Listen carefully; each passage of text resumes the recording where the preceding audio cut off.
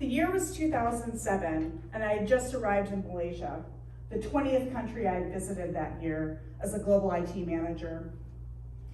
I got in pretty late on a Wednesday night, and so I decided after not being able to sleep to go get a drink at a bar around midnight.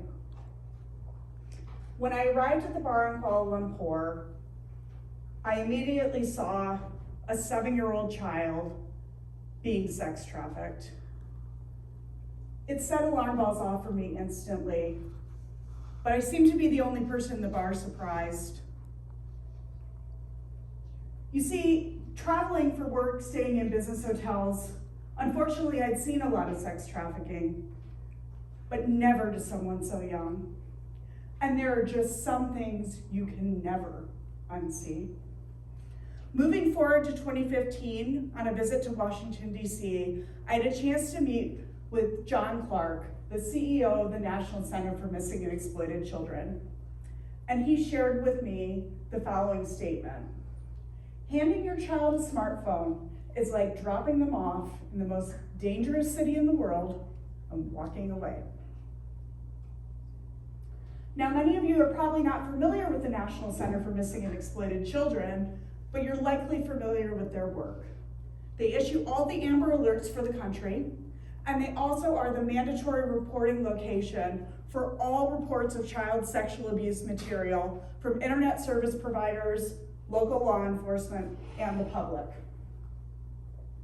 They build a coordinated national response to this crime and help accelerate the recovery of victims. Now, this one meeting shook me to my core. As a parent myself, I had a moment of awareness that the trends of social and mobile and cloud that have allowed all of us to create community have brought some of the crimes that I saw overseas right into my own backyard. And I also realized, if not me, then who? As a technology insider, I knew that this was not a technology problem. This is a will to act problem. And so I dedicated my career to focusing on bringing innovation to benefit vulnerable women and children globally. So what is sex trafficking? Sex trafficking is defined by the use of force, fraud, or coercion to compel children or adults to engage in commercial sex acts against their will. Common examples of this are solicitation and pornography. This is a $150 billion industry whose product is people. It's larger than the NFL and casinos combined in annual profits. The average age a trafficking victim is sold for the first time in America is between the ages of 12 and 14 years old. And these are not someone else's children. 72% of victims in California are American citizens and often products of our foster care system. Unfortunately, once a child is sold into trafficking, less than 1% will ever be recovered. And this is where technology comes in. 75% of human trafficking victims report being sold using technology, and is also a common place where traffickers recruit new victims. This is what compelled my co-founder Hassan and I to quit our corporate stable jobs to do something about this heinous crime. We decided to focus in on the first phone. And globally today, the average age of a first phone is 10 years old. Social media is supposed to be restricted till a child's 13, but nobody's paying attention to see if they actually are. And as a result, it is incredibly common for kids without any age gates on YouTube and social media channels to be entering an adult world very quickly, but often not on purpose. In order to build a product, you need to do market research. So that kicked us off on a journey across the country to interview tweens and teens themselves to learn a lot more about what the life of a digital native is like today. And this is what we learned. We learned from children directly that you don't make it through your first week of high school without somebody asking you for an explicit image on a social media app. And you likely did not make it through junior high without already receiving one unsolicited from one of your peers. Now, this new normal is not something that's escaping traffickers, and they take advantage of it. There's a big difference between adolescent curiosity and the coordinated criminal behavior of adults. In talking with doctors, we also learned that parents are in denial about this problem. It's affecting all socioeconomic levels, and it is known as kind of the new first base for kids. It's incredibly common.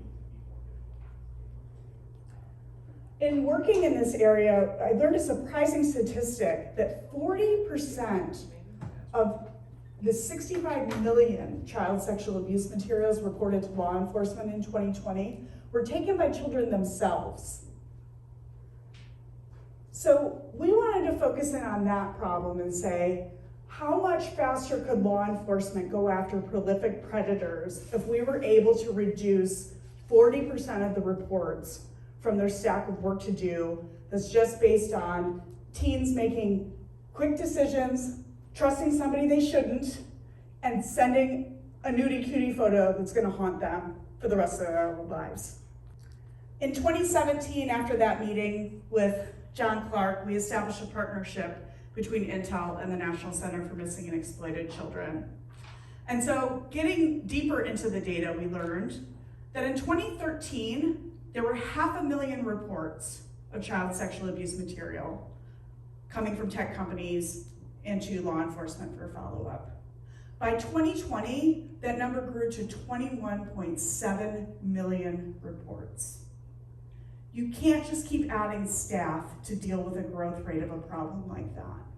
And so we put our heads together to try to find a way to accelerate the response from these reports. Using artificial intelligence, our goal was to reduce NCMEC's coordinated national response from 30 days to a 24-hour turnaround. How are we going to accomplish this? Where could technology help? We really wanted to get our biggest bang for the buck. And so what we focused on was making sure we used our time to do things that machines do particularly well, so that we could support the 25 analysts in what they do particularly well. Machines are great at tedious, repetitive activities. And so we used math to be able to identify the signal from the noise when a criminal accessed content that was illegal without obscuring his location. We were looking for the one time that they messed up out of the 10,000 times, and we were able to identify which law enforcement agency needed to be engaged in order to take action on this abuse. This also allowed time for the analysts to be freed up from things they were manually doing in order to be able to do what humans do particularly well, which is investigate, write reports, make things more actionable, make sure that law enforcement have what they needed in order to be successful when they took the baton. I've never been more proud of a team than the people that were on that journey with me in 2017. The data scientists, the engineers, the project managers, the people building all the pieces of technology to help that become a reality. And some of those people were just like me, not ready to go back to our day jobs and do what we've always done. So that is the birth of where we started MinorGuard. MinorGuard was a software AI company focused in on helping to reduce those 40% of reports that are generated by children themselves. We knew that with most of the popular apps that teens and tweens were using, that end-to-end encryption was something we were going to have to deal with. So what our idea was what could we do at a device level to stop these nudie cutie photos from being saved on the device in the first place? My co-founder called me the day the iPhone X launched and said this: "I'm not under NDA anymore. You now know Apple has an AI chip in the camera that allows facial recognition to unlock the phone. I think we can leverage this technology to make kids safer online and in real life. Let's ditch our day jobs and go all in on this idea. And so that's what we did. Our team got busy identifying what AI accelerators needed to happen at a device level in order to make sure that these things never got to the cloud. Because once those images are there, you can never get them back.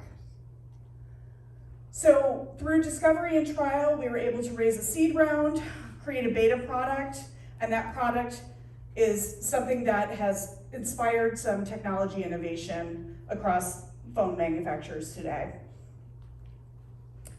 I would like to close with a few ideas of things that you can do to make sure that you're part of this journey with us. When we started our development of technology, it took 130 individual choices to block your child from taking an explicit image on their device.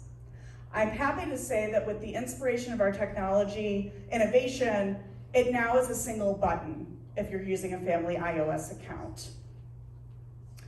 I have dedicated my career to helping accelerate innovation in the tech industry on behalf of women and children. Parents, I need your help in reducing the amount of content that's created. And I also need your help in adjusting the laws to make sure that platforms have the right incentives to get this content off of their platforms as quickly as possible. The Department of Justice has convened a task force of survivors, technology insiders, law enforcement, and nonprofits with recommendations about how to have better digital safety standards online. If you visit my website, you will see there's a petition where you can join the fight. I need your help in making sure our representatives understand that we all expect digital safety is something that needs to be considered in technology innovation, not just privacy and not just cybersecurity. So first and foremost, device selection and setup matters. There are phones coming to market that are intended to be first phones for kids. They weren't designed for adults and then asked to put parental controls on them. They don't have the overhead of internet, they don't have the overhead of social media, and they're great for young people that just need the ability to communicate and with their family and close friends. Second, be a digital ally. It is incredibly important that trusted adults are a safe harbor for this generation. There are so many things that can happen online that a child doesn't even see coming. And if they don't feel safe to talk to somebody trusted, we're going to end up in a situation where secrets are happening, and secrets can only live in the dark.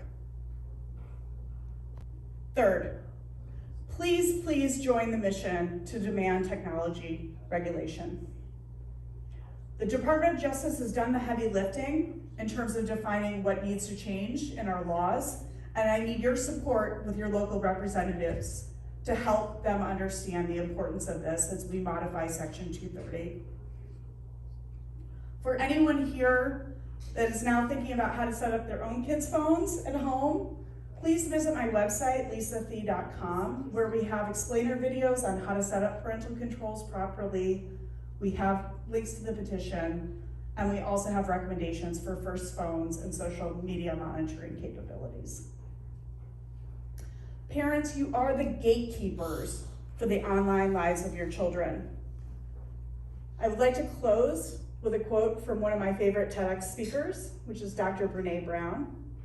Integrity is choosing courage over comfort, is choosing what's right over what's fun, fast, or easy, and practicing your values. Parents, don't just hope for your best, do your best to protect your kids online. Thank you.